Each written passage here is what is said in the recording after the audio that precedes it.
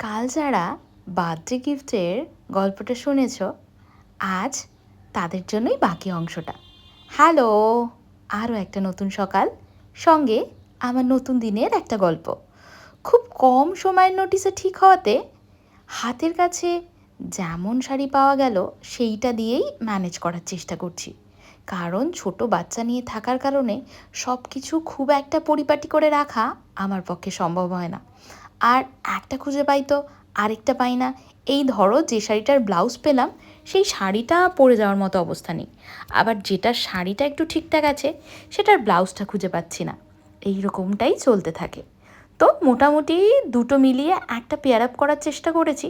বাইরে যা গরম, তাতে একটু সফট টাইপের শাড়ি, মানে একটা লিনেন পরেছি, কিন্তু ব্ল্যাক কালার। এইবার তোমরা অনেকেই বলতে পারো, এই গরমে কালো? হ্যাঁ, কালো আমার খুব পছন্দের একটা কালার, তাই গরম হোক বা শীত, এটার সাথে কোনো কম্প্রোমাইজ হবে না। চলো এখন তোমাদের দেখাই খুব কম সময়ের মধ্যে আমি কি করে একটা জায়গায় যাওয়ার জন্য চটজলদি রেডি হয়ে যাই। হালকা করে একটু টোনার, তারপরে একটুখানি ময়শ্চারাইজার, আর এখন ইউজ করছি একটা বেসিক ফাউন্ডেশন।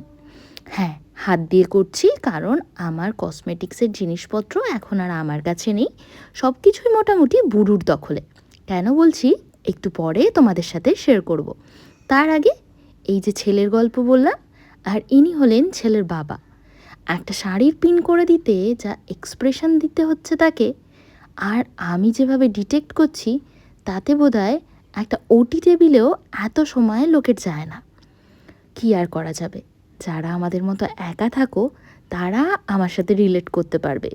এই অসময়ে কুচি ধরে দেয়া বলো, অথবা শাড়ির পিন, আর খুব জোরে পিঠ চুলকে দেওয়ার জন্য এদের মতো লোকজনেরই দরকার পড়ে।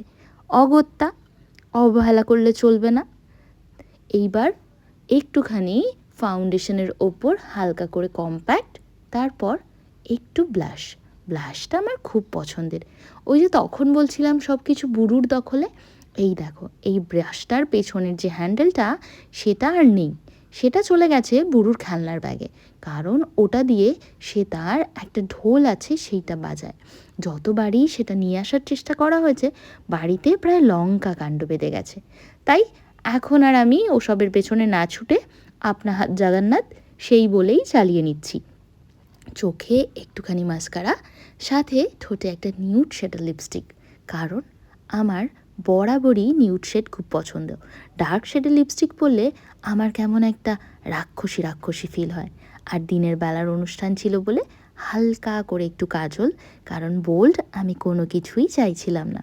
সাথে যেটা সারা সাজটা একদমই ইনকমপ্লিট হতো, কপালে একটুখানি সিঁদুর, আর এইটাকে কমপ্লিমেন্ট করার জন্য একটা ছোট্ট লাল টিপ।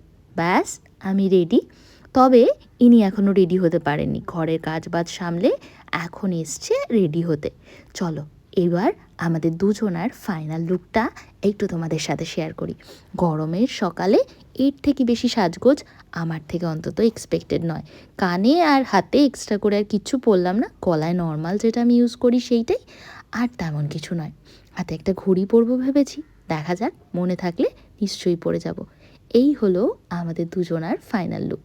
এই যে যাকে ডেকে এনেছি তার সেন্স দেখো, আমি যেদিকে মাথা ঘুরিয়ে দাঁড়াচ্ছি ওর জেনারেলি তার অপোজিটে দাঁড়ানোর কথা। এত শিখিয়ে পড়িয়ে আনলেও কোনো দিনই কোনো কিছু হয় না। এই কারণেই আমার ভিডিওতে দাদাকে দেখতে পাওয়া যায় না, কারণ সেই ভিডিও এডিট করে তোমাদের সামনে দেখানোর যোগ্য করে তুলতে আমার প্রায় বছর কেটে যাবে।